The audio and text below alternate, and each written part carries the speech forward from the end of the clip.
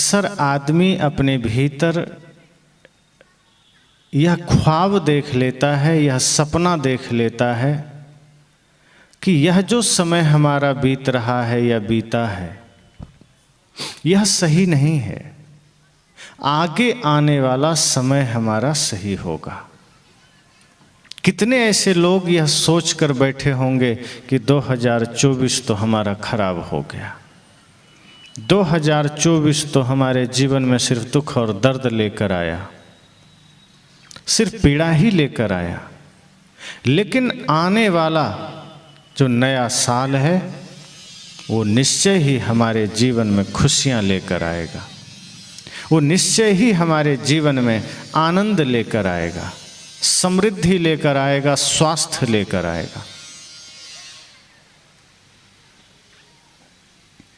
परंतु यह हमारा सोचना कि आने वाला समय हमारे जीवन में खुशियां लाएगा, यह बिल्कुल गलत है। जो समय हाथ में है, अगर इसे हम सही ना कर सके, अगर इसमें हम प्रसन्न ना हो सके, तो क्या भरोसा कि कल के दिन आप खुश हो लेंगे। एक कौवा गांव छोड़कर भाग रहा था, एकदम पूरी तैयारी कर लिया था, फैमिली सहित निकल गया गांव से। और गांव के बाहर जब निकल ही रहा था, कोयल से भेंट हो गई। कोयल ने कहा, कहाँ जा रहे हो? कौआ ने कहा, बस अब मत पूछो, ये गांव बड़ा दुष्ट है, इस गांव में अब रहना नहीं, अब मैं किसी और गांव में जा रहा हूं। कोयल ने कहा, हुआ क्या? कहा, इस गांव के लोग जब देखो हाथ में पत्थर उठाए रहते हैं, थोड़ा सा कुछ हुआ नहीं कि ले ढेला पत्थर। ऐसी जगह रहने से क्या फायदा, इसलिए मैं ये गांव ही छोड़ रहा हूं, मैं कहीं और जा रहा हूं। कोयल ने कहा, तुम्हें गांव छोड़ने की जरूरत नहीं है, और तुम ये सोच रहे हो कि तुम जहां जाओगे वहां के लोग फूल माला से स्वागत करेंगे। तुम भूल में हो। ध्यान रहे, तुम अगले गांव में जाओगे, वहां भी तुम ढेला ही खाओगे, वहां भी तुम पर पत्थर ही फेंके जाएंगे। इस भ्रम में मत रहना कि तुम कहीं और जाओगे तो स्वागत होगा तुम्हारा। कहा, तो रास्ता क्या है? कहा, रास्ता इतना सा है कि तुम काँव काँव करना छोड़ दो, ये गांव भी ठीक ही है। तुम काँव काँव करोगे, धरती पर कहीं भी जाओगे, ढेला ही खाओगे। अब तुम काँव काँव करना छोड़ना नहीं चाहते, गांव छोड़ने के लिए तुम तैयार हो, तो गांव छोड़ते रह जाओगे, धरती भी छोड़ दोगे, तो मारे चले जाओगे। लेकिन काँव काँव करना छूटा कि ये गांव भी ठीक ही है, मैं भी इसी गांव में रहता हूँ और मुझे तो कोई ढेला नहीं मारता। शकल से तो हम दोनों एक जैसे हैं, तुम भी काले हम भी काले। लेकिन तुम काँव काँव करते हो, इसलिए लोग पत्थर उठा लेते हैं। मेरी ध्वनि, मेरी आवाज़ प्यारी है, लोग सुनने के लिए बाहर निकल आते हैं। तो फर्क इतना ही है कि तुम्हें जगह नहीं बदलना है। और अभी क्या होगा, कैलेंडर बदल जाएगा, 2024 के जगह 25 लिखा जाएगा, और क्या बदलेगा? लोग वही रहेंगे, समस्याएं वही रहेगी, जीवन वही रहेगा, जीने का ढंग वही रहेगा, दुख नहीं मिटेगा। संत कहते हैं, कैलेंडर बदले, उसके साथ साथ मन भी बदले। और जब मन बदलेगा तो आप जहाँ हैं वहीं आनंद है, जहाँ हैं वहीं स्वर्ग है। फिर कोई पत्थर नहीं फेंकेगा, फिर कोई आपके ऊपर कीचड़ नहीं उछालेगा। फिर जहाँ थे वहाँ भी आनंद था। अब जैसे यहाँ सूर्योदय हुआ, अब कोई कहे मुझे यहाँ सूरज नहीं दिख रहा, तो आप कहेंगे तुम अंधे हो। सूरज उगा है तो दिखेगा ही, और नहीं दिख रहा है तो अंधे हो। अब वो आदमी कहे नहीं, मैं तो ठीक ही हूँ, सूरज भी उगा है, इसका मतलब यहाँ के लोग पापी हैं, इसलिए सूरज दिखना बंद हो गया, तो मैं दूसरे गांव चला जाता हूँ। तो आपको क्या लगता है, दिखेगा उससे? धरती पर कहीं चला जाए, धरती तो छोड़ो, वो साक्षात सूर्य ग्रह पर भी चला जाए और अंधा है तो सूरज नहीं देख पाएगा। लेकिन आँखें ठीक है तो यहाँ ही देख सकता है, इसी गांव में देख सकता है। इसी तरह से अगर मन ठीक है तो धरती का कोई कोना बुरा नहीं है, कोई भी जगह बुरी नहीं है। जहाँ आदमी खड़ा हो जाए वहीं आनंद है, वहीं परमानंद है, वहीं सुख है। अच्छे मन वाला व्यक्ति नरक को भी स्वर्ग बना लेता है, बिखरे हुए जीवन को भी एक सूत्र में बांध लेता है। और प्रेम ही वह सूत्र है जो बिखरे हुए जीवन को एक रस एकजुट कर देता है।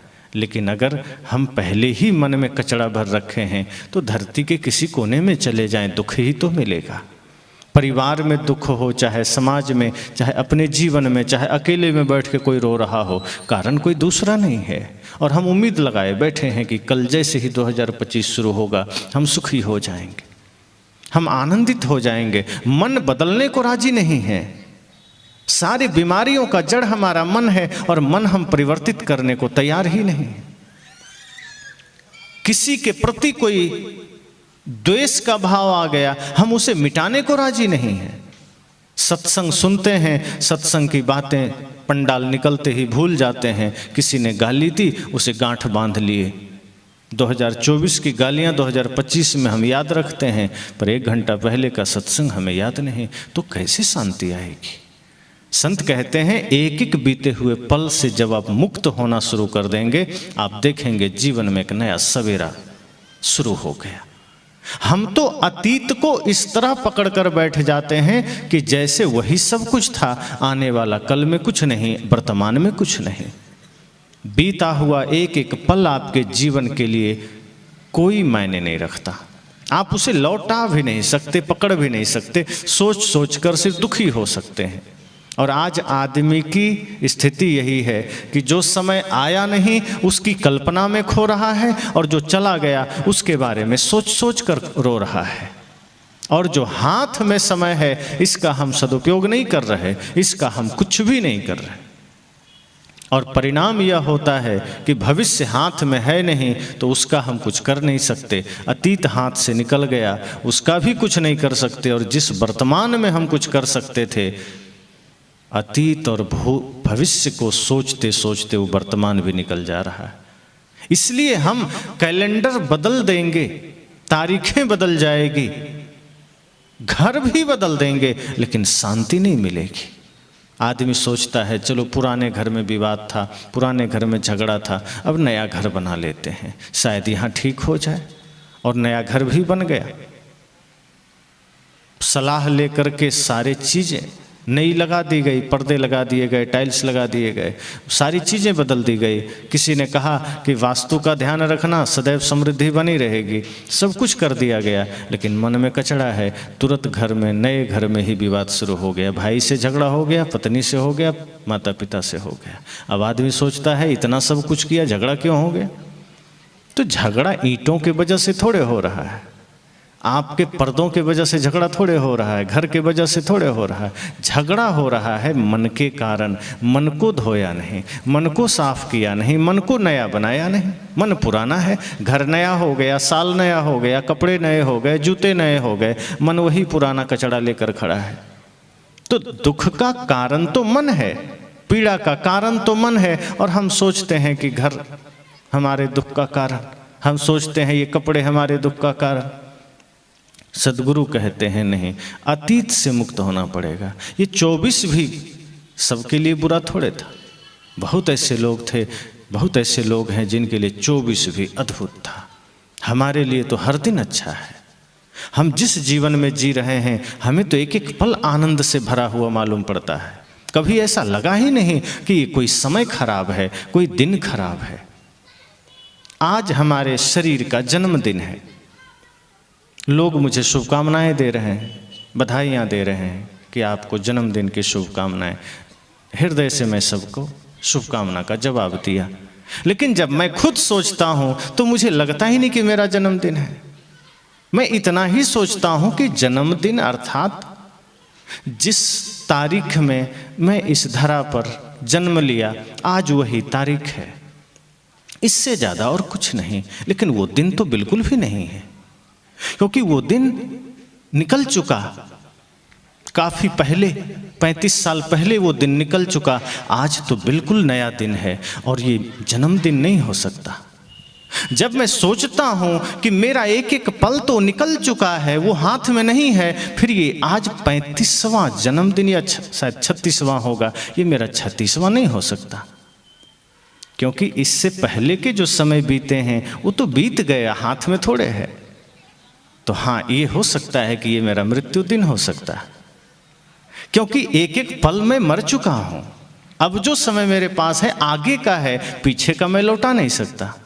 अगर आप गहराई से सोचें तो हमारा 35 साल मर चुका, वो लौटेगा क्या? 35 साल ये शरीर मृत्यु के आगोश में चला गया। और यह भूल ना हो किसी से कि हम अचानक मरते हैं, एक एक दिन एक एक पल हम मरते हैं। इस शरीर एक एक क्षण मरता है, कभी अचानक मृत्यु नहीं घटित होती। लोग कहते हैं अरे 30 साल का आदमी था, अचानक मर गया। अचानक कुछ भी नहीं होता। इस धरती पर जिस दिन हम कदम रखते हैं, बल्कि माँ के गर्भ में जिस दिन हम आते हैं, मृत्यु हमें क्षीण करना शुरू कर देती है। उसका काम ही है कि जैसे ही यह शरीर में जीवन आता है कि मृत्यु साथ में आती है, अलग से कभी नहीं आती और अचानक नहीं आती, वो साथ साथ चलती है। जैसे जीवन चल रहा है, मृत्यु साथ चल रही है, वो हमारे शरीर को क्षीण करते जा रही है। एक एक दिन को वो खाते चली जा रही है। अगर खाते ना जाती तो ये हमारा जो समय बीता वो लौटाया जा सकता था, वो लौटता कहाँ है? अभी 1 घंटे पहले के समय को ही लौटाना बहुत मुश्किल है, असंभव है। कोई लौटा सकता है? जो पल एक क्षण पहले बीत गया उसे नहीं लौटाया जा सकता, तो सोचिए जो बरसों पहले की बात है, लौटेगा क्या? इसलिए जब मुझे कोई शुभकामना देते हैं, मैं सहज भाव से धन्यवाद देता हूँ और मैं कहता हूँ ये तो मेरा पुण्यतिथि हो सकता है, मेरा मृत्यु दिन हो सकता है, क्योंकि एक एक पल हमारा शरीर मृत्यु की तरफ जा रहा है। तो ये शरीर का मृत्यु दिन हो सकता है। रही बात आत्मा की, तो वो तो अजर अमर है। नास्ते भावो विद्यते ना भावो विद्यते सता। कृष्ण कहते हैं जो है उसका नाश नहीं होगा, जो नहीं है उसका कहीं से आ नहीं जाएगा। जो है वो कभी उसका अभाव नहीं हो सकता, और जो नहीं है वो कहीं से आ नहीं जाएगा। ये आत्मा सदा है, नित्य है, अखंड है, अविनाशी है, ये कभी मरता नहीं। शरीर के साथ इसका व्यवहार है कपड़ों की भांति। जैसे कपड़े हम पहनते हैं, पुराने हुए बदल दिए, शरीर के साथ ही आत्मा वैसा ही काम करती है। शरीर थोड़ा इसे लगा कि अब लाचार हुआ, जर्जर हुआ, बदल दिया, दूसरा ले लिया, और कुछ नहीं। अब लोग कहते हैं कि तो फिर ये अवस्था हमें ध्यान क्यों नहीं रहता? क्योंकि हम जीते ही इतनी बेहोशी में हैं कि हम अपनी मृत्यु को देख ही नहीं पाते, और जब हम मृत्यु को ही नहीं देख पाते तो जन्म को कैसे देखेंगे? इसलिए ये बेहोशी का आलम यह है, बेहोशी की बात है कि हमारा जन्म और मृत्यु दोनों बेहोशी में हो रहा है, इसलिए जीवन बेहोशी में बीत जाता है। अगर हम हर पल होश में आ जाएं तो शायद अंतिम घड़ी में हम अपने मृत्यु को भी देख सकें। और ध्यान क्या है? जब व्यक्ति ध्यान करता है और जब गहरे ध्यान में उतरता है तो मृत्यु को ही देखने की कला है। होश में मृत्यु को देखना ही हम ध्यान कहते हैं। जब हम परम ध्यान में उतरते हैं, वस्तुतः हुआ अपनी ही मृत्यु को साक्षात्कार करना है, अपनी ही मृत्यु को देखना है। और जब होश में हम उतरते हैं, जब होश में हम आते हैं, तब उसे हम पूर्ण ध्यान कहते हैं। तब हमें पता चलता है कि वस्तुतः शरीर तो कब का हमसे अलग है, बस वासनावश, संस्कारवश हम इससे ज्वाइंट हो गए हैं। जैसे कच्चा नारियल है, उसका गरी आप अलग करना चाहें नहीं होगा, वो बिल्कुल एकजुट हो गया है। लेकिन ज्ञान और ध्यान से जैसे जीव शरीर से अलग होता है, अब नारियल का उदाहरण लीजिए, वो गरी जब सूख जाती है सहजता से अलग हो जाती, फिर उसको मेहनत नहीं करना पड़ता, छिलका उतारिए, तोड़ दीजिए, गरी अंदर से बाहर हो जाएगी। इसी तरह से जब हम ध्यान के द्वारा, ज्ञान के द्वारा, तप के द्वारा अपने सारे कर्म संस्कार वासना को सुखा देते हैं, सब कुछ दग्ध हो जाता है, जल जाता है, तो आत्मा रूपी गरी अलग हो जाती है, शरीर अलग, छिलका अलग। तो ये जो दिन है, यह दिन भी नहीं रहेगा। और अगर हम चाहें तो एक एक पल को उत्सव बना सकते हैं। हमने हर एक पल को उत्सव की भांति अगर जीना शुरू कर दिया, अगर हमने त्योहार की भांति जीना शुरू कर दिया, तो आप देखेंगे कि आपका हर एक पल ज्योतिर्मय हो जाएगा, हर एक पल आनंद से भर उठेगा, फिर कोई दुख नहीं रहेगा। और एक बात और समझिए, ये दुख हमारे सब बनावटी हैं। आत्मा का स्वभाव दुख है ही नहीं। ये दुख सब बाहरी है। हम ना चाहें तो कोई दुखी नहीं कर सकता। और एक बार आप संकल्प ले लीजिए कि कम से कम मुझे 1 महीना दुखी रहना ही नहीं, सुखी रहना है। किसी भी स्थिति में सुखी रहना है। आप देखेंगे धीरे धीरे आप सुखी होना शुरू हो जाएंगे। क्योंकि जो कोई भी आपको दुखी कर सकता था, जो कोई भी आपको पीड़ा दे सकता था, आपका मनोबल इतना ऊंचा हो जाएगा कि दूसरा उसमें सफल ही नहीं हो पाएगा। आप जिस दिन अपना मालिक बन जाएंगे, कोई दूसरा आपको दुखी कर ही नहीं सकता। हम दुखी ही होते हैं दूसरों के वजह से, अपने वजह से कभी दुखी नहीं होते। और हम जब दूसरों को इतना अधिकार ही नहीं देंगे कि दूसरा हमें दुखी कर सके, तो आप देखेंगे कि आप क्षण क्षण सुखी होना शुरू हो जाएंगे। और एक बार आप प्रयास करके देखिए, अगर 1-2 महीने आप खुद में सुखी हो गए, तब आपको पता चलेगा दुख तो दूसरों के वजह से था, सुख तो हमारे अपनी वजह से है। और जो चीज़ अपने सामर्थ्य से जागृत किया जा सकता है, वो कोई छीन नहीं सकता। अगर सुखी आप दूसरे के वजह से हो रहे हैं, तो दुखी आप होंगे, क्योंकि दूसरा 24 घंटा एक रस रहे, कोई भरोसा है? मान लीजिए आप धन के वजह से सुखी हैं, तो धन हमेशा बना रहेगा क्या? धन जैसे ही कम होगा, कोई लेगा, आप दुखी हो जाएंगे। अगर पत्नी के वजह से आप सुखी हैं, पत्नी हमेशा एक रस नहीं रहेगी, आप दुखी हो जाएंगे। घर के वजह से आप सुखी हैं, घर में दरारें पड़ जाएगी, आप दुखी हो जाएंगे। लेकिन अगर आप अपने भीतर अपने आप में सुखी हो जाइए, तो दुनिया की कोई चीज़ आपको दुखी नहीं कर सकती। हम तो अपने जीवन का रिमोट ही दूसरे को दे देते हैं। जैसे टीवी है, रिमोट हाथ में ले लीजिए, इतनी बड़ी टीवी, बड़े आधे घर में, पूरे घर में आजकल टीवी लगती, छोटा सा रिमोट, और आदमी जब मन आया दबा दिया। कभी आस्था लगा दिया, कभी संस्कार लगा दिया।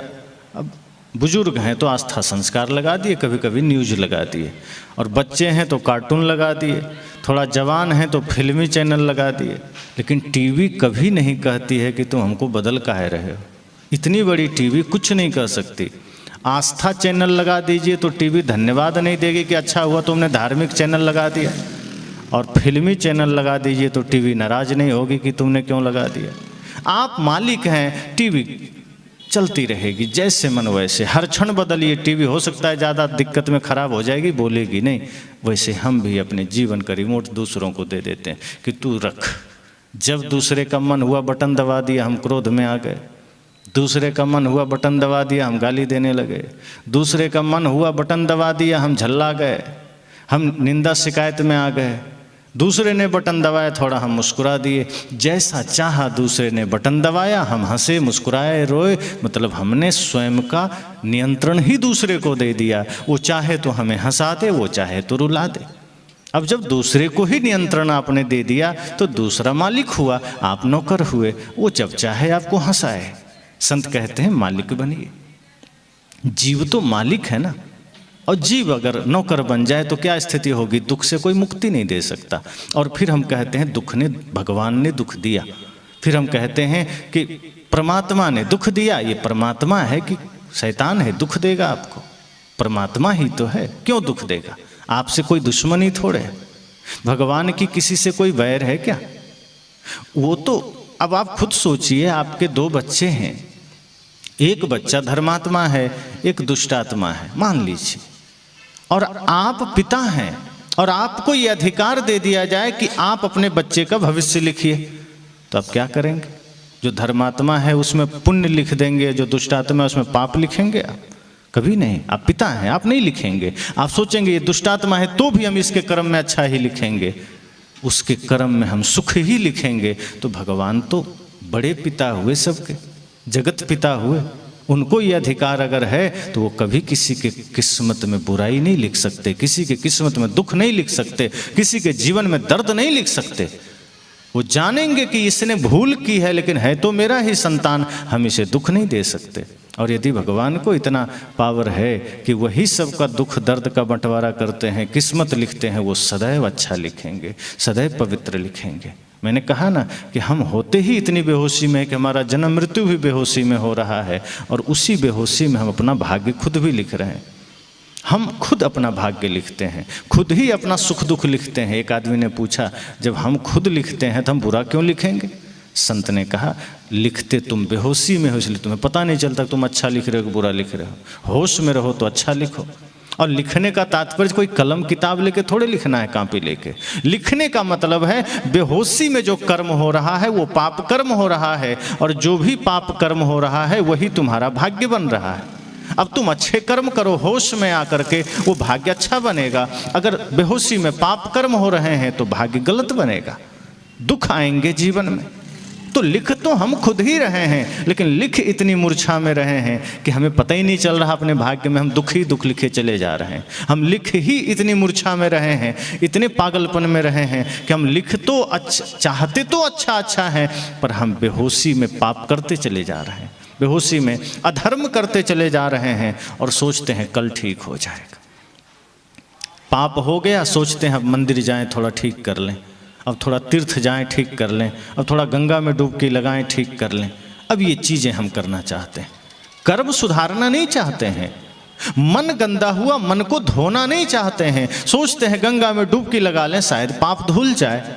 और ऐसा कहा भी जाता है, गंगे तव दर्शनार्थ मुक्ति, कि तुम गंगे का दर्शन बस करो तो मुक्ति हो जाएगी। और कई लोग व्यास गद्दी में बैठकर ये समझाते हैं कि चिंता मत करो, तुम जितना पाप करना है करो, जितना माता पिता से बदसलूकी करनी है करो, भाई से दगाबाजी करना है करो, नशा करना है करो, हत्या करो, मांस खाओ, बस इतना करना कि प्रभु नाम ले लेना अंतिम में, या चिता में तुलसी का लकड़ी डलवा लेना, मुक्ति मिल जाएगी। आदमी को लाइसेंस मिल जाता है कि अब जितना मन उतना पाप करो, अंत में बेटे से कह देंगे थोड़ा चिता में तुलसी डाल देना। इतना सस्ता सौदा मिल गया और हमें लगता है काम बन गया, पर ये नासमझी से ज़्यादा और कुछ भी नहीं। जब तक मन ठीक ना होगा, कर्म ठीक ना होंगे, कुछ नहीं मिलेगा। और हमें ये लगता है कि बाहर कुछ कर लेंगे तो हो जाएगा, कि बाहर डुबकी लगा लेंगे तो हो जाएगा। एक गंगा में डुबकी लगाने से कहीं पाप धुलता है? पाप शरीर में कोई चिपका हुआ धूल थोड़े है कि कंठ में चिपका है। गंगा गंगा बोलेंगे तो उच्चारण तो कंठ से ही होगा, तो कंठ में चिपका होता तो छूट जाता, शरीर में मैल की तरह लगा होता तो नहाने से धुल जाता। पर पाप तो मन में है, और जब पाप मन में है तो मन तक बाहर का जल नहीं जाएगा तो क्या जाएगा? धोना था मन भूल गया तो, धोता रहा तन मल मल के, घर का ईश्वर भूल गया तू, तीरथ करता चल चल के, धोना था मन भूल गया तो। भजन में क्या कहा? मन को धोना था, समस्या मन में थी और हम तन को धोते रहे। कर्म को ठीक करना था और तीर्थों की यात्रा करते रहे। अभी कुंभ मेला लग रहा है, लग गया है। लाखों करोड़ों लोग इस भाव से जाएंगे कि शायद डुबकी लगाते ही पाप से मुक्ति मिल जाएगी। पर वो कभी ये नहीं सोचेगा कि चलो डुबकी लगाना है लगा लेंगे, कोई बात नहीं, लेकिन यहाँ से जाने के बाद माँ को दुख नहीं देंगे, पिता को दुख नहीं देंगे, भाई से बंटवारा नहीं लेंगे, प्रेम से रहेंगे। अब राम के मंदिर में गए, राम की पूजा किए और घर आते ही भाई से कहे जमीन बांट लो, ये राम की पूजा हुई क्या? राम जी ने अपने भाई के लिए गद्दी ही छोड़ दी। और सोचिए भरत कैसे थे? भरत जी ने कहा जब राम जी छोड़ दिए तो मैं कैसे ले सकता हूँ? तो राम जी ने अयोध्या की गद्दी को फुटबॉल समझ के लात मार दिया कि नहीं चाहिए, ले ले तू, मुझे तो भाई चाहिए। भरत जी ने कहा तो मैं कौन सा लेने बैठा हूँ, मुझे भी आप ही चाहिए, ये गद्दी नहीं चाहिए। भरत जी ने भी लात मार दी, लेकिन राम जी के आदेश पालन करने के लिए वो रहे भी तो जमीन से 2 फीट नीचे रहे, ताकि भैया के बराबरी में न रहूं। वो तो भगवान है। आज है क्या ऐसा भाई? राम की पूजा है, धर्म की यात्रा है, तीर्थ की यात्रा है, गंगा में डुबकी है, राम नाम जाप है, रामायण का पाठ है। लेकिन भाई ऐसा नहीं है, कर्म ऐसा नहीं है। बाहर सब कुछ राम की तरह है, लेकिन भीतर सब कुछ रावण की तरह है। यही तो उल्टा हो गया। बाहर दिखावा ना होती कोई बात नहीं, रामायण का पाठ भी ना होता कोई बात नहीं, लेकिन जीवन अगर राम की तरह हो जाता तो क्षण क्षण रामायण प्रदर्शित होता, कर्म में रामायण उतर जाता। लेकिन ऐसा कहाँ है। राम जी ने जो करके दिखाया वो हम करने का संकल्प कहाँ लेते हैं। हम सिर्फ सोचते हैं कि राम का नाम लेंगे काम बन जाएगा। राम जी ने ऐसा तो नहीं कहा कि तुम नाम बस लेना और काम बन जाएगा, कि तुम गंगा में डुबकी लगाना और काम बन जाएगा। अगर ऐसा सच में होता तो राम जी कह देते कि भाई कोई बात नहीं, तू मेरा नाम ले लेना, मैं तुम्हें मिल जाऊंगा। लेकिन राम जी ने क्या कहा। एक आदमी राम जी के पीछे दौड़ा चला जा रहा था। राम जी ने मुड़कर देखा कि कोई मेरे पीछे भागा चला आ रहा है। कहा तुम कहाँ आ रहे हो। कहा आप ही को पाना चाहते हैं। कहा हमको। तो दौड़े क्यों चले आ रहे हो। कहा आपको पाने के लिए आपके पीछे दौड़ रहे हैं, बहुत देर से दौड़ रहे हैं, आप दिखाई भी नहीं देते थे, अब तो दिखने लगे हैं, अब मैं आपको पालूंगा। राम जी ने कहा ये जितनी दूरी अब बच गई है ये जन्म जन्म तक बच जाएगी, तुम मुझे नहीं पा सकोगे। वो आदमी हैरान हुआ, कहा अब तो आप दिख रहे हैं, अगर मैं जोर से छलांग लगा दूं तो आपसे आगे निकल जाऊंगा, और आप कहते हैं पा नहीं सकेंगे। क्यों। राम जी ने कहा तुम गलतफहमी में हो, जिस तरीके से तुम भागे चले आ रहे हो मुझे नहीं पा सकते। कहा फिर आपको कौन पा सकता है। तो राम जी ने क्या कहा, निर्मल मन जन सो मोहि पावा, मोहि कपट छल छिद्र न भावा। कहा तुम जो सोच रहे हो कि पाप करके मेरे पीछे आ जाओगे राम मंदिर में और मुझे पालोगे, बिल्कुल नहीं। अगर मुझे पाना है तो मन को निर्मल करो, और जहाँ मन निर्मल हुआ राम वहीं मिल जाएंगे, मेरे पीछे आने की जरूरत नहीं है। जो कपटी हैं, छली हैं, वो मुझे पा नहीं सकते, वो मुझे जान भी नहीं सकते, पाना तो दूर की बात। और यदि तुमने मन को निर्मल किया तो मैं वहीं हूं जहां तुम हो।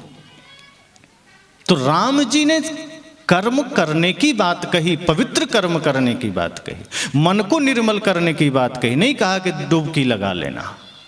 उन्होंने तो ये भी करके दिखाया कि प्रातः काल उठ के रघुनाथा मात पिता गुरु नावहि माथा।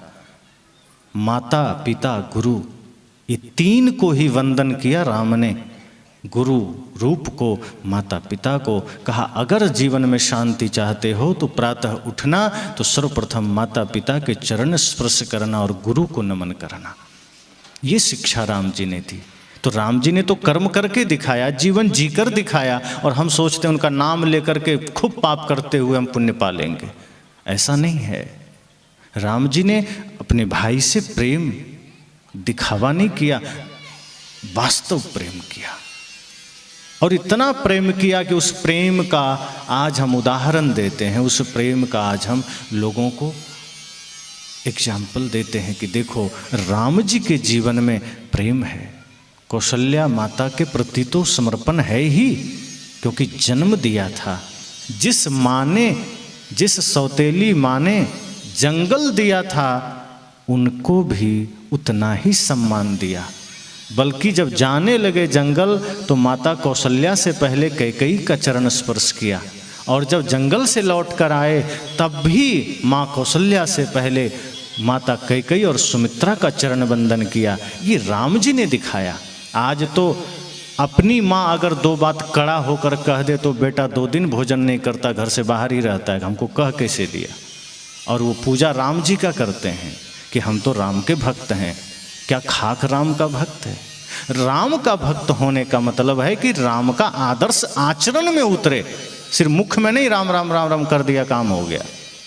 ये तो ऐसा ही हुआ, मुख में राम बगल में छुरी, कि मुख में तो राम राम है बगल में छुरी रखे हुए हैं। राम कहते हैं नहीं, वास्तव में प्रेमी बनो, वास्तव में मातृपितृ भक्त बनो, वास्तव में गुरु भक्त बनो, वास्तव में राष्ट्र भक्त बनो। लोगों ने कहा राम जी से कि हे प्रभु, पूरी दुनिया आपका भजन करती है, आपका स्मरण करती है, आपका गुणगान करती है, सब आपको भजते हैं, कोई है ऐसा जिसको आप भजते हैं। जानते हैं राम जी ने क्या कहा, भरत सरिस को राम सनही, जग जपे राम राम जप जेहि। उन्होंने कहा भरत से प्यारा मुझे और कौन हो सकता है। दुनिया मुझे राम को भजती है, मुझे मेरा स्मरण करती है, मैं अपने प्यारे भाई भरत को भजता हूँ। सोचिए कितना प्रेम है। और हम सोचते हैं नाम जप करके, व्रत करके, तीर्थ में यात्रा करके पुण्य मिल जाए। कर्म बदलना नहीं चाहते। राम ने, कृष्ण ने अपने कर्म से दुनिया को शिक्षा दी कि जब तक तुम्हारे कर्म पवित्र नहीं होंगे तुम कुछ नहीं पा सकोगे। और हम सोचते हैं कि उनका नाम लेके हम कुछ भी कर लें। कर्म चाहे कितना भी बुरा बना रहे, चाहे हमारा मन कितना भी गंदा बना रहे, और हम सोचते हैं पूजा करें और कल हमारा सब कुछ नया हो जाए। तो नया करना है तो मन को भी तो नया करना पड़ेगा। स्वर्ग चाहिए तो कर्म को भी तो पवित्र करना पड़ेगा। कर्म है गंदा, मन है गंदा, और सोचते हैं स्वर्ग मिल जाए। साहब ने कहा कि हम सदैव यह सोचते हैं कि जो अच्छा समय था वो या तो आगे आएगा या बीत चुका, वर्तमान सबसे गंदा है। हम इसमें क्या कर सकते हैं? और गंदा इसलिए लगता है क्योंकि हम जो बीता हुआ समय है उसकी चर्चा और उसकी कल्पना में है, और जो आने वाला समय है उसके बारे में सोच सोच के परेशान है। वर्तमान में जीना ही नहीं चाहते, इसलिए सब कुछ मिथ्या लगता है, इसलिए सब जगह दुख नजर आता है। दुख है ही नहीं, दुख हम सिर्फ तैयार करते हैं। हमने दुख तैयार किया है, हमने पीड़ा तैयार की है। साहब तो कहते हैं आज 6 दिन पाछे गया, हरि से किया न हेत। साहब ने कहा कि जो अच्छा दिन था पीछे चला गया, अब तुम क्या सोच रहे हो? ये और चला जा रहा है। जो वर्तमान तुम्हारा बेहतर हो सकता था, अच्छा हो सकता था, वो खिसकता जा रहा है। तुमने कुछ किया नहीं, गुरु से, सदगुरु से तुमने प्रेम नहीं किया। संसार से तो कर लिया, दुनियादारी से कर लिया, धन दौलत से प्रेम कर लिया, लेकिन गुरु से प्रेम नहीं किया जो तुम्हें जीने का राह बता सकते थे। वहां से तो भागता रहा। अब पछताए होत क्या जब चिड़िया चुग गई खेत। आज 6 दिन पाछे गए, गुरु से किया न है, तब पछताए होत क्या जब चिड़िया चुग गई खेत। कहा अब समय निकल गया, अब पछताने से क्या होगा। जब समय था तो जागे नहीं, जब कुछ कर सकते थे, किया जा सकता था, जीवन को जिया जा सकता था प्रेम से, सत्य से, अहिंसा से, तो जिया नहीं, निकल गया और अब रो रहे हैं। लेकिन अगर हमारे भीतर थोड़ी सी जागरूकता आ जाए, थोड़ा धैर्य आ जाए, तो पुनः एक नया सवेरा हमारा स्वागत कर सकता है। लेकिन जैसे ही सूर्यास्त होने को होता है हम रोने लगते हैं, उस सूर्यास्त हो गया, दिन निकल गया, अब मैं क्या करूं।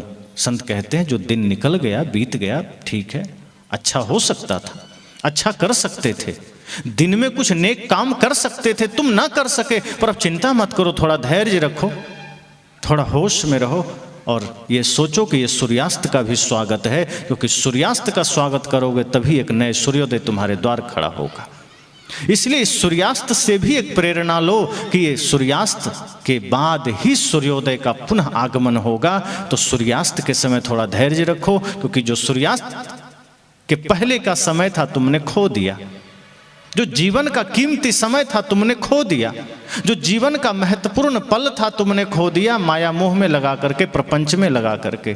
पर अब अगर किसी कारण से नया कोई अवसर मिल जाए, नया सवेरा मिल जाए, प्रतीक्षा करो, और अगर ना मिले तो समझना कि हमारा सब कुछ खो गया, बीत गया।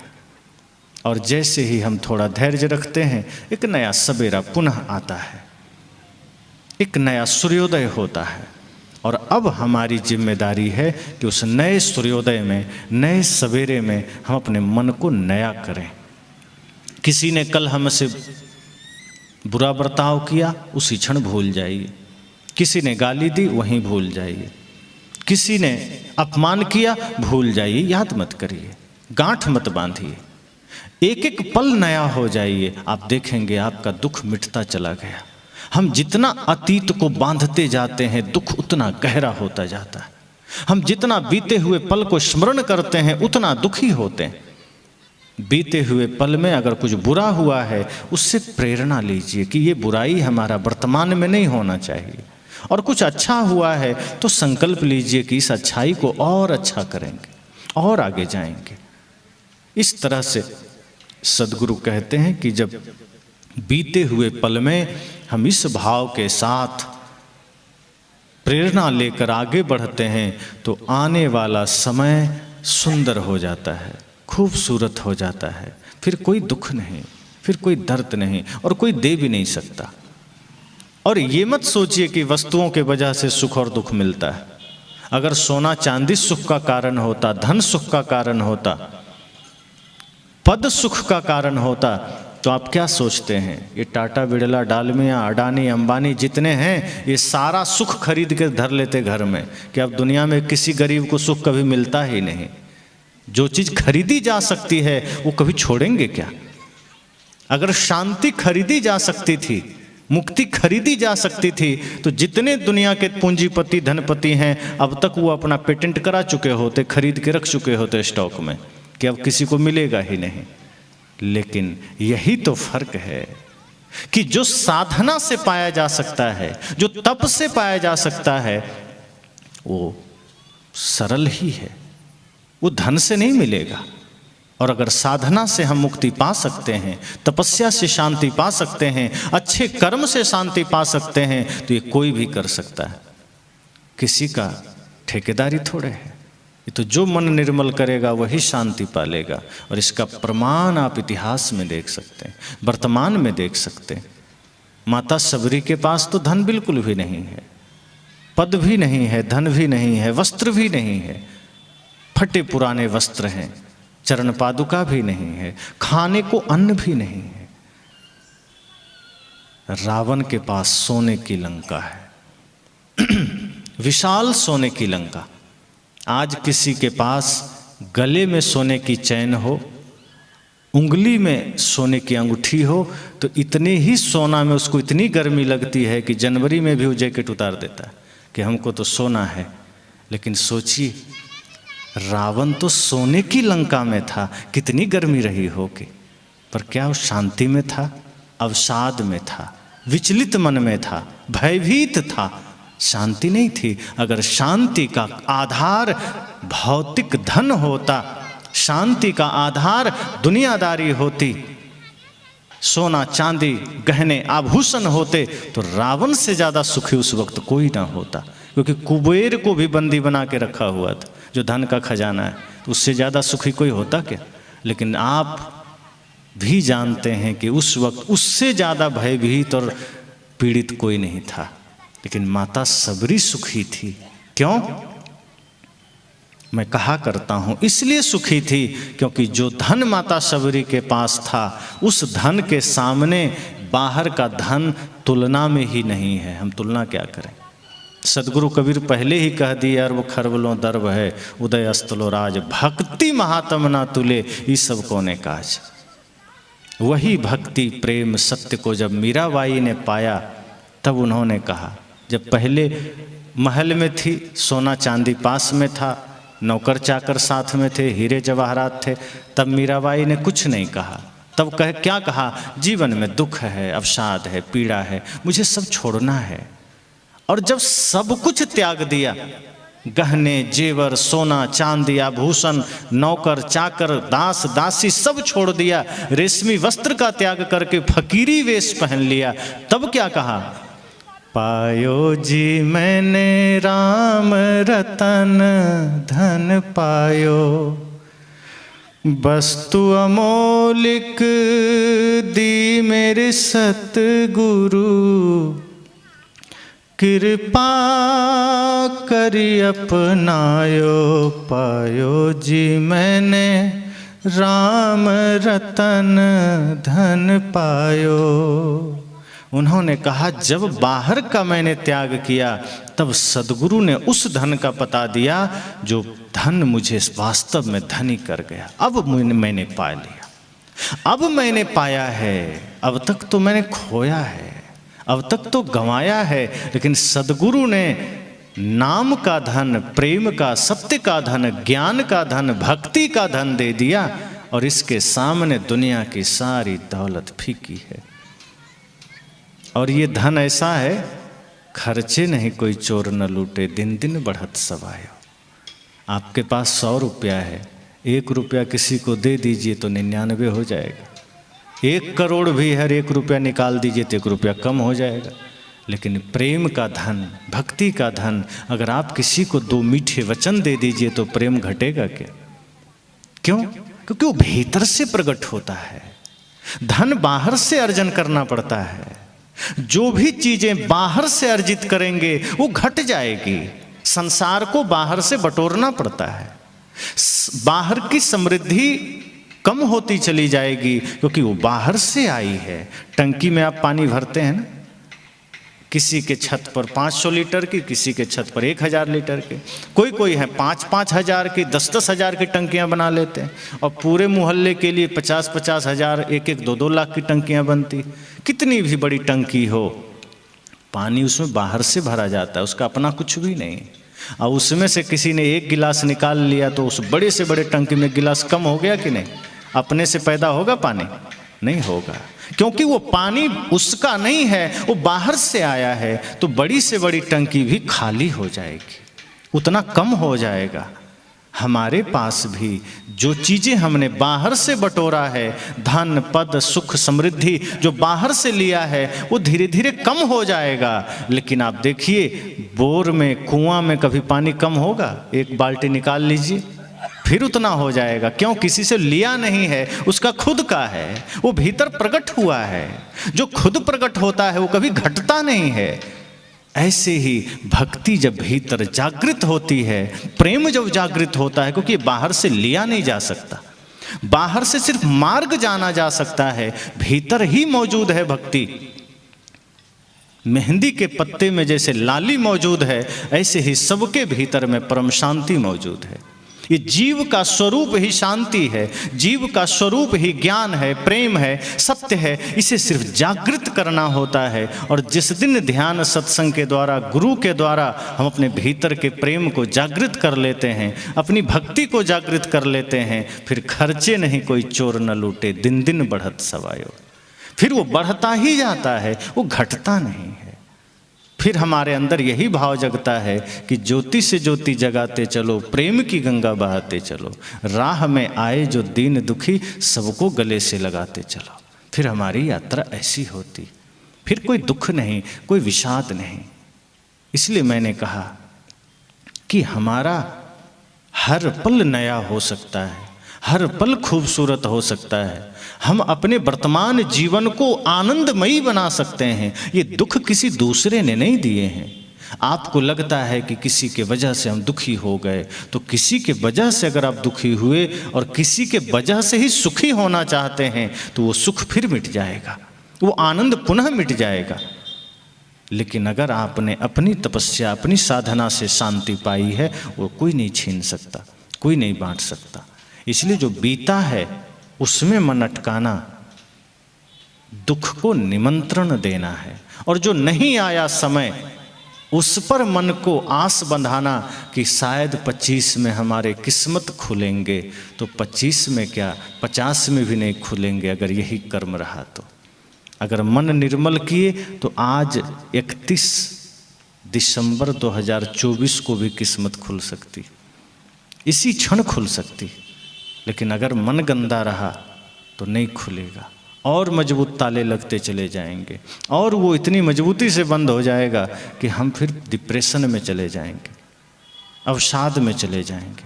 इसलिए जीवन का सूत्र यही है कि वर्तमान में जिए।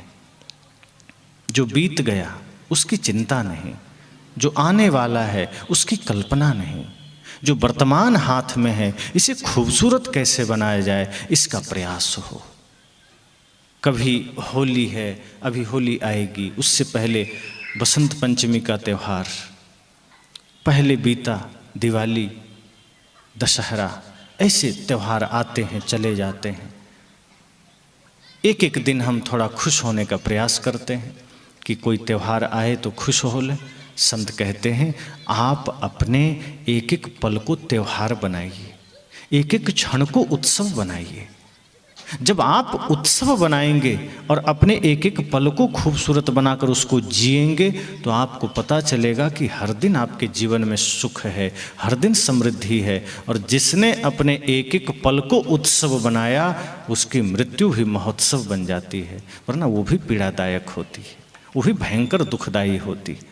जिसने मृत्यु को भी महोत्सव बनाना जान लिया, समझना वही तो विजयी हुआ। और हमारा तो सूत्र यही है कि आप जीवन से हार के मत जाइए, विजयी होकर जाइए। तो 31 दिसंबर है, ये बीत जाएगा। 1 जनवरी 2025 आएगा। बदलेगा सिर्फ इतना कि मैंने कहा कैलेंडर, कुछ शब्द और कुछ नहीं बदलेगा। अगर हमने अपना चिंतन बदला, अपनी सोच हमने बदली, तब समझना कि वो अभी भी बदलाव आ सकता है। ये अच्छा समय प्रतीक्षा में थोड़े है कि वो रुका हुआ है कि नहीं अब 31 में क्या जाना, 1 को ही आएंगे, कहीं बैठा थोड़े, आपके ही भीतर है। आपने ही दरवाजे बंद कर रखे हैं। जैसे सुबह सूर्योदय होता है, अब कोई आदमी कमरे में बैठा रहे, पर्दा लगा के, दरवाज़ा लगा के, अब सोचे कि 7 बज गया, 8 बज गया, सूर्योदय क्यों नहीं हो रहा। तो उस आदमी को कोई कहता है कि भैया सूर्योदय तो 6 बजे हो चला है, तुम ही कमरे में बैठे हो, तो सूरज तुम्हारा मेहमान थोड़े है जो उतर के तुम्हारे कमरे में आएगा। वो तो उदय हो चुका है जहाँ उसे उदय होना था।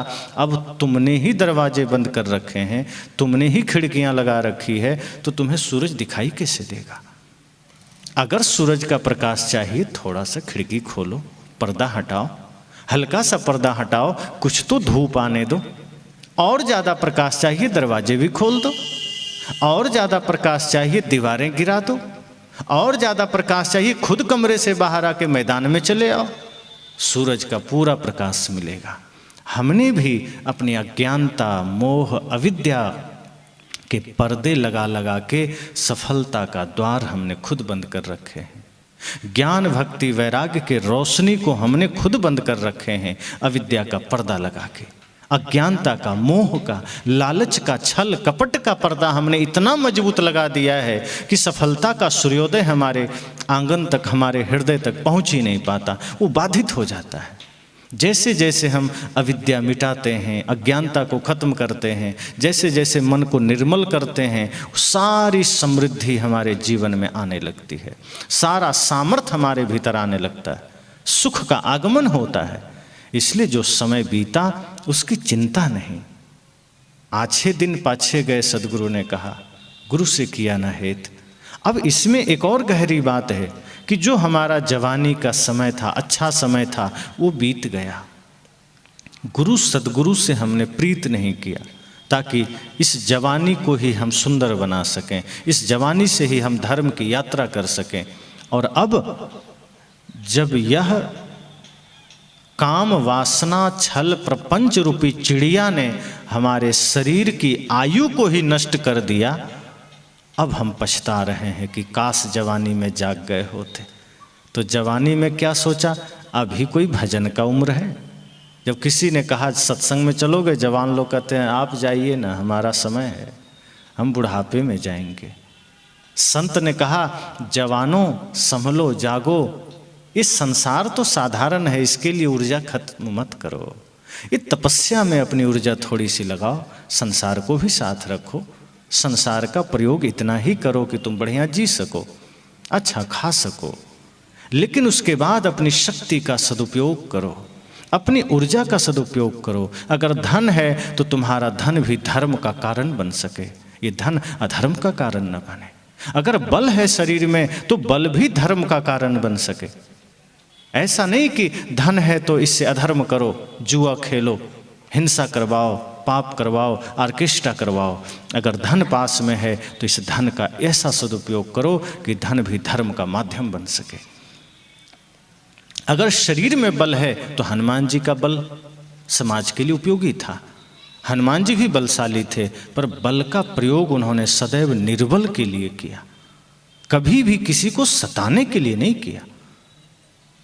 और हमारे पास बल हो जाए तो हम सताने में करने लगते हैं, रौब दिखाने में करने लग जाते हैं, दबंगई दिखाने में, किसी को धमकाने में। साहब कहते हैं आपका बल भी फिर अधर्म का कारण बन गया।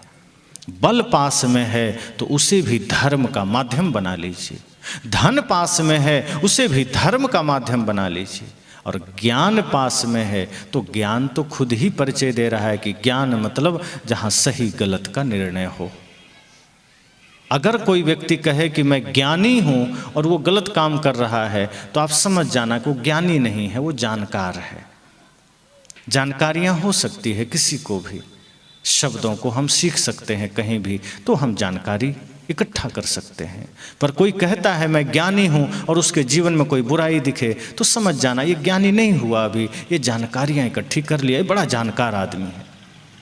लेकिन जैसे ही ज्ञान जागृत होता है, अच्छे और बुरे की समझ जागृत हो जाती है। ज्ञानी का अर्थ ही है जो अपने को जान लिया, उसे ही मात्र ज्ञानी कहते हैं। शब्दों को जानने वाला जानकार होता है, वो ज्ञानी नहीं होता। जिसने स्वयं को जाना, आत्मा को जाना, अपनी ओर जानने का प्रयास कर लिया, वो ज्ञानी हुआ या वो ज्ञानी होने के मार्ग पर है। इसलिए जब हम सत्य असत्य को जानने लगे, जब हम सही गलत को जानने लगे, तो समझना कि अब ज्ञान जागृत हुआ और वो ज्ञान आपको मुक्ति तक ले जाएगा। तब वो ज्ञान आपके मुक्ति में सहायक बनेगा, तब वह ज्ञान आपकी शांति में सहायक बनेगा। वरना कई बार तो खुद ज्ञान ही डूबने का कारण बन जाता है। अर्थात जानकारी, अधिक जानकारी हुई तो घमंड साथ में आ जाता है कि मैं तो शास्त्र जानता हूँ, मैं तो वेद जानता हूँ, मैं तो गीता भी जानता हूँ। फिर जैसे ही मैं जानता हूँ का भाव आया कि वहाँ समझना ज्ञान खत्म हो गया, वो जानकारियाँ आ गई और अहंकार साथ में आ गया।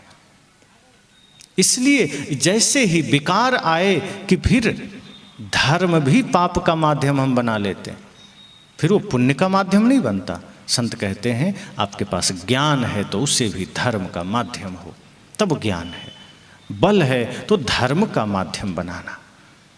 आपके द्वारा, आपके धन, आपके बल के द्वारा, आपके ज्ञान के द्वारा, आपके जानकारी के द्वारा अगर समाज में कुछ अच्छा हुआ तो समझना आपका एक एक कृत्य धर्म का आधार बना, धर्म का कारण बना, अधर्म का कारण नहीं बनना। थोड़ा सा जीवन है, अधर्म करके भी क्या पालेंगे सिवाय नरक के, सवाय दुख के।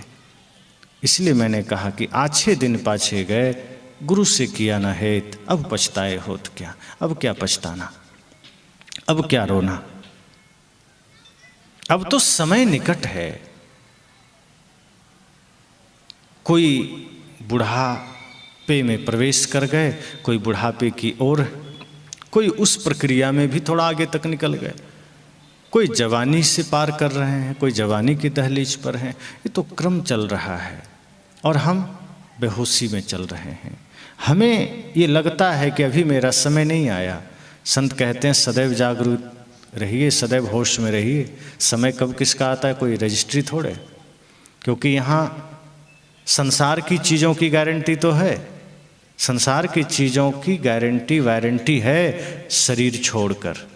इसी शरीर से हमने संसार को निर्मित किया है। सारे टेक्नोलॉजी शरीर से ही बने हैं, लेकिन ये शरीर की ही गारंटी नहीं। किसी के जन्म के समय आपने देखा कोई वारंटी कार्ड साथ में कि हाँ ये व्यक्ति 80 साल जिएगा ही, एकदम लेकर आया है? किसी के भी साथ नहीं देखा, मिलेगा ही नहीं। ये चाइना है, मेड इन चाइना, ये शरीर मेड इन चाइना है। चल गया तो चल जाएगा 10, 20, 50 साल, 100 साल। नहीं चला तो दुकान में जैसे सामान लेते हैं ना, तो कई बार ऐसा होता है कि आप चाइना का कोई भी सामान आप लेते हैं, इलेक्ट्रिक सामान, तो दुकानदार से आप पूछते हैं कि दुकानदार साहब कब तक चलेगा, तो दुकानदार क्या कहते हैं, ले जाओ, चल गया तो चल जाएगा, वरना ख़राब होना होगा तो भी बाहर निकलोगे ख़राब हो जाएगा। यही शरीर के साथ है। चल गया तो 100 साल कोई जी गया, नहीं चला तो जन्म लेने से पहले माँ के गर्भ में ही बच्चे विदा हो जाते हैं। इतना नश्वर, इतना क्षणभंगुर जीवन है। तो मूर्छा में नहीं जीना, शांति में जीना, होश में जीना, और ये सोचना है कि जो समय हमारे सामने है यही बेहतर है, यही सुंदर है, यही खूबसूरत है। जो बीत गया वो अच्छा चला गया, ऐसा भी नहीं सोचना कि अच्छा निकल गया। निकल गया तो अब पकड़ थोड़े पाएंगे, अब जो है उसी को तो अच्छा बनाना है, जो आएगा उसे ही तो वर्तमान होके हमें बेहतर बना के आगे बढ़ाना है। तो इस तरह से थोड़ा रुक जाए माता जी, थोड़ा देर विराम हो जाएगा, फिर आप करना, बैठना थोड़ा देर बैठ, सब बारी बारी से कर लेंगे, थोड़ी देर विश्राम। तो माता जी का भाव है, आज हमारा जन्मदिन के अवसर पर इन्होंने सारी व्यवस्थाएं की है, इनके लिए शुभकामना है। बस विराम के बाद हो जाएगा। तो मैंने कहा कि आछे दिन पाछे गए, हरिसो किया न हेत, अब पछताए होत क्या, जब चिड़िया चुग गई खेत। ये पहले दिन का अंतिम सत्र है और हम सब यही सोचें कि जैसे कल से लोग मनाएंगे नव वर्ष आ गया, नव वर्ष आ गया, आप सदैव यह सोचें कि हमारा हर पल नया है। पुराना होने ही मत दीजिए। पुराना हमें तब मालूम पड़ता है जब हम अतीत में अटकने लग जाते हैं, जब एक एक दिन पीछे हम मुड़कर देखते हैं तब पुराना मालूम पड़ता है। और जब एक एक पल को हम टारगेट में लेंगे कि नहीं, ये जो अभी वर्तमान क्षण बीत रहा है यही सौंदर्य है, यही आनंद है, यही परम शांति है, आप पाएंगे आपका हर पल नव वर्ष हो जाएगा।